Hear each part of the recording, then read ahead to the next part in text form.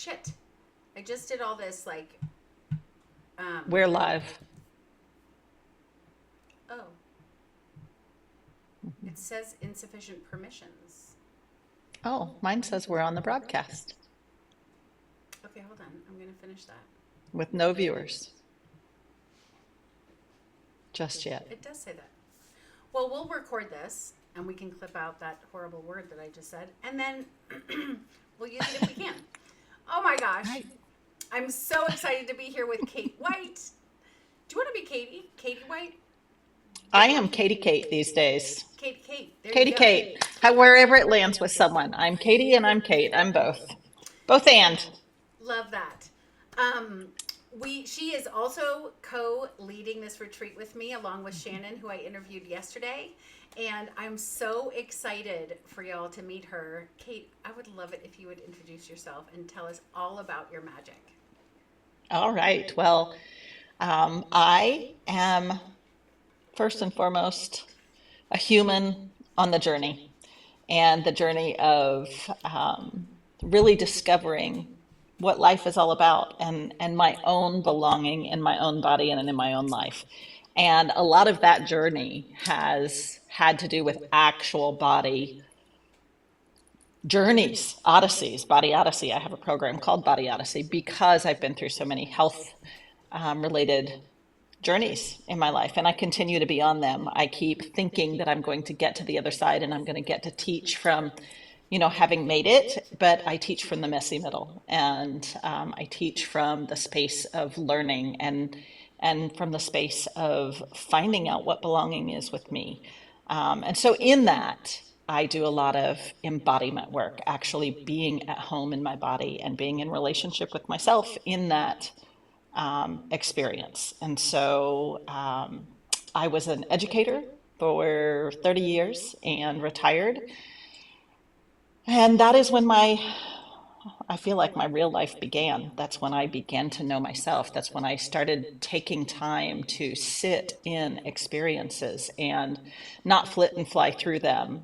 Those young years when we're raising kids and growing a family and holding down a job and having a household and being, a good daughter, a good sister, a good friend. Often there isn't time to be at home in our own space. And so it took retiring and going into a really dark spot for a little while to find art, to find painting, to find creativity, to find expression. And it took a few more years for me to find embodiment. So that's the work I do. I do embodiment and creativity to keep myself grounded, to keep my feet on this earth plane, and to find intuition and communication with the spirit plane as well. I love that so much because when my kids were little, when people would say, like, it goes really fast. It goes really fast. Remember this moment. Remember these moments. I was always like, ah! Like, I do not Yeah. have the presence. Yeah. That just gives Yeah. me more stress and chaos. And, like, Yeah. I don't know how to hold on to this moment because I am so in survival mode. And Yeah. even teaching for all those years, there are just so many things that we're doing. At the end of my career, I was teaching in 15 classrooms in a week because I was Spanish, so I was traveling. Yeah. So it was always go, go, go, do, and it was dizzying. And I'm so excited to be on the other side of that where I am not, Yeah. even like on today, because we're moving tomorrow, I had 195 things on my, can you still hear me? Does it look normal to you? Yeah. Okay. Yeah. I had just had a little pop up. Even though I had 150 things on my to-do list, I was calm through it. Like, I don't feel as though I just went through the car wash 15 Right. times without Right. a car, Right. And Right. I lived there in that chaos for so long. And I am so grateful for all of the tools that I've had to sort of calm myself down and know how to work with myself and take care of myself in a way that I was never taught. Yeah. And, one of the things listening to both of our stories there, these are skills I wish I knew when I was a young mom. I wish I knew that if I had taken the time to go hide in the closet and, have some time with spirit for a little while, or pick up a pen and really invest in the doodling. I've always doodled, but I didn't use it as a tool. I used it as an escape. And what I'm learning now is to use these things as tools for that nervous system regulation, for that embodiment in my own space. I'm So, so glad you brought that up because the way I got myself out of my own dark night of the soul, which was pretty dramatic, was I just drew and drew and drew and drew. And I didn't really know what I was doing. And now that I've done some research into why did that work so well, research shows that if you doodle for 45 minutes, it pulls your blood pressure down. It calms your central nervous system. It brings you back to your body and brings your breath slows down, your heart rate slows down. It's amazing. And I will find those scientific facts if anybody is ever interested. But yeah, that's amazing. it's so phenomenal how we're studying this. And the practice that I do with Lifelines, which will be a layer in our painting portal experience at the retreat, is actually studied very extensively in Russia, but we don't allow for tests of that nature. So it's so exciting to have access to an intimate women's circle for us to get together and to do this work together, because what Shannon and I were talking about yesterday is that when we see each other reflected in one another, all of a sudden we don't feel alone. And the solitude that we feel when we're overwhelmed and we're filled with chaos and life is too much, that solitude is isolating, and it's like a creepy little mold, if you will. And we are all, like, my chaos looks different than your chaos, but together we have supported each other back to a sense of embodiment and helped each other on so many different levels, because chaos is chaos and trauma is trauma, and our bodies and nervous systems trying to figure out how to regulate, that's the journey. And all of us are being asked to do it right now at the same time. It doesn't matter the flavor of the ice cream cone. We're all eating ice cream. Right. Yeah. Right.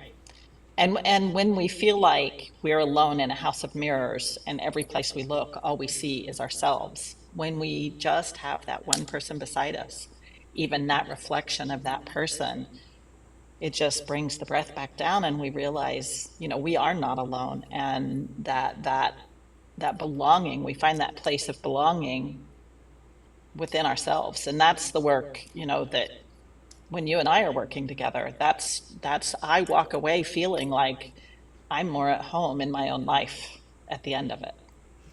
We have, you and I have, well, suppose I should speak for myself here. When I speak with you about these things and with a lot of the things that we're going to present at the retreat, I feel seen, heard, known, and understood. And my clients all want that too. They want to be seen, heard, known, and understood. And I have said for a long time that right now the collective is asking us to do the work so that we can stand up in our power as individuals, so that as a collective we are stronger. Because if the threads of our individuals are weak, the collective is weak, right?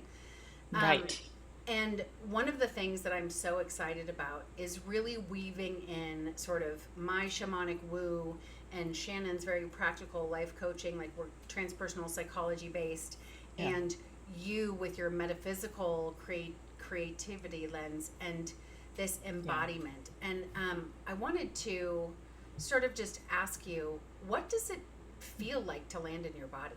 Like, can you give us a few vocabulary words for being unattached or out of your body, and what it feels like to be in your body?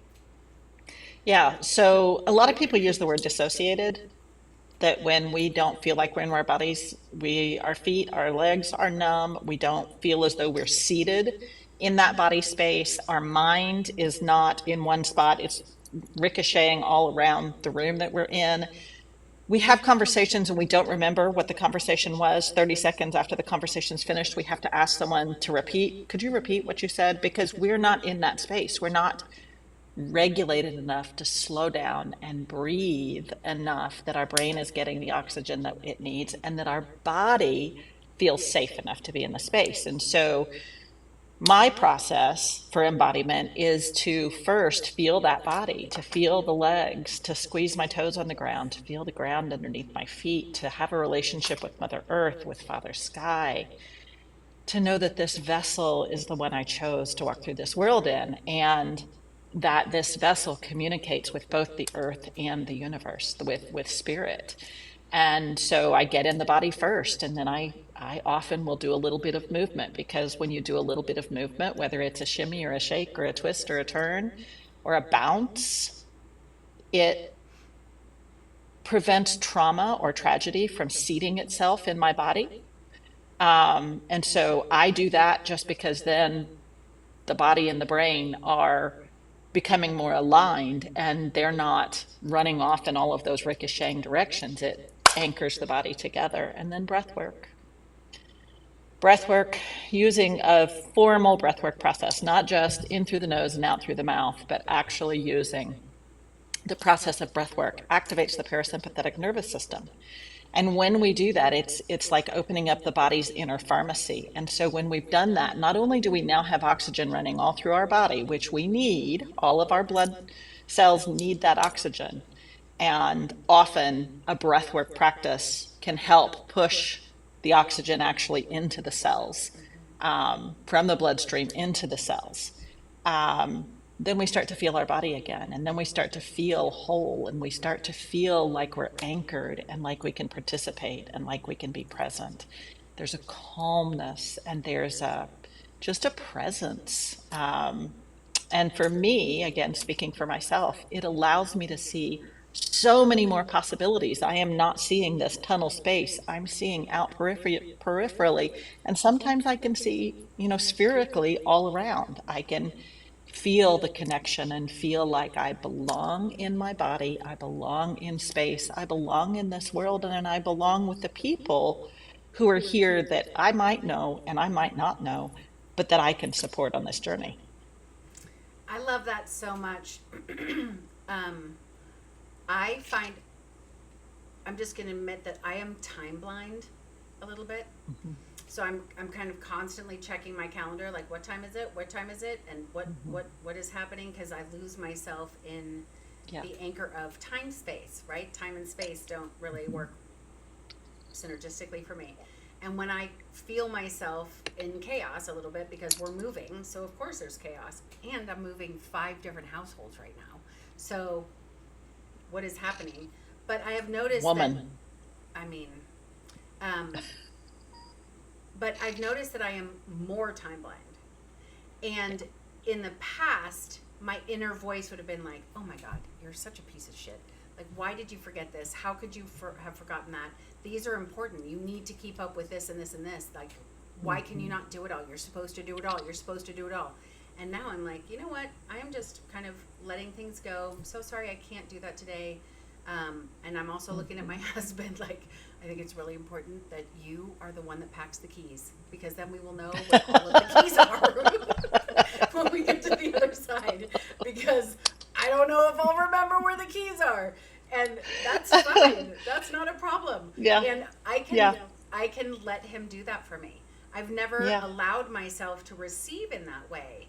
And I think receiving from ourselves, because I've just given myself some permission slips this week. Grace. And permission slips from others are so important.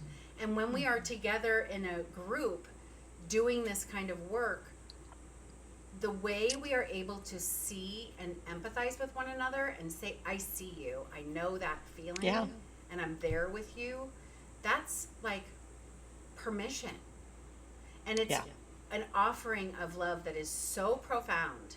And in the land of Taos, with all of the history, and we're going to be next to the Taos Pueblo, so we will hear some goings on over there.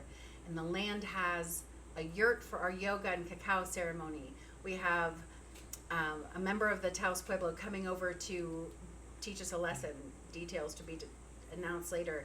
And we have a market, so each of the people who is coming to the retreat can bring a little bit of them, and we will open it up so that everybody who is there, because we all have gifts, right? the Right. three of us are running this retreat, but everyone has their gift and their magic. So we're going to celebrate that for each of them.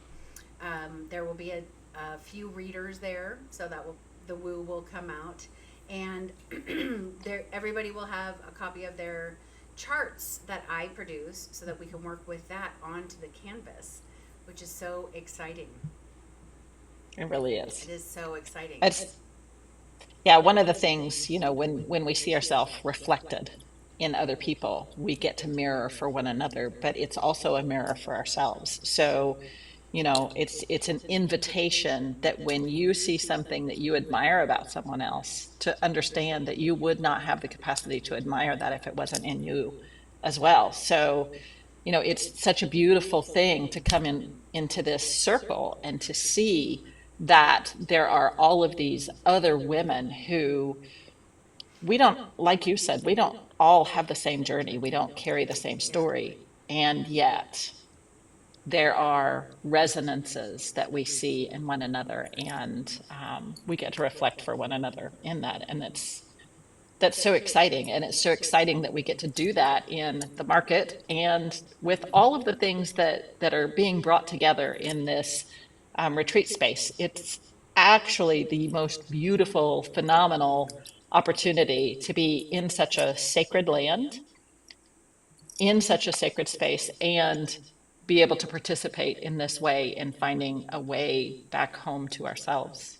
Yes, I'm so glad that you just brought it back home, because with all of the systems that I work with, I found myself using this metaphor the other day, so I'll share it here, and I think it's hysterical. Um, we are, each of us, a really unique blend of all kinds of vegetables. And all of those vegetables have all different kinds of pesticides and chemicals and coatings and colorings that have been given to us from other people through our lineage, through our ancestry, through our genetic history, through family patterns, through ill adapted behaviors of our parents who were doing the best they could. So there's no hate on parents in this retreat or in my work. And this work with all of these charts and then being in this community is going to wash all of that crap away. So that when we are sliced up and in the soup, it is the purest, most delicious form of us. And I think that's so important, because the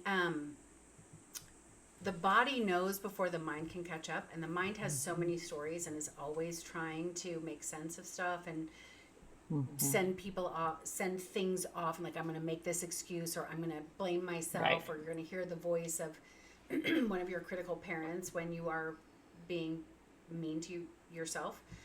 But when we are in this process, in this group of delicious women, learning how to drop all of the masks so that we can stand up and stop performing and step into our authentic selves within this circle. When the circle breaks and we actually separate, we're having an integration call afterwards. There will be opportunity for us to gather later, and it's not there's not an end.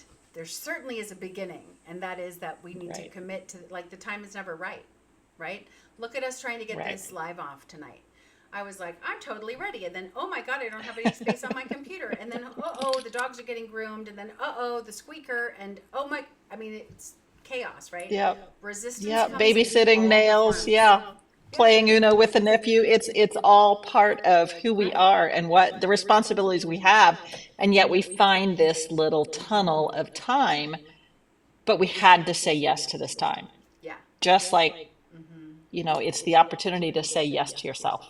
Yes. And maybe for some of these people, this is the first opportunity that they've actually got to say yes to themselves and to step away and to take time on this holiday weekend where there's an extra day, that is just given to us, that you don't have to arrange things for work and such things, that you can use this to give to yourself.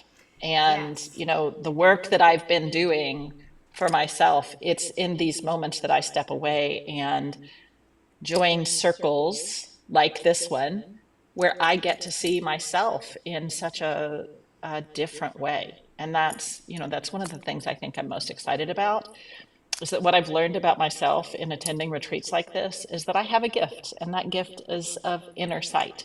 Being able to see someone else's gifts and see them in a way that perhaps they haven't seen themselves yet, and to offer that to them as just a reflection, and to just hold that space for them, maybe not even with words, but just in holding space for them to become who they want to be. And they do that by finding a way back in I to love themselves to see it.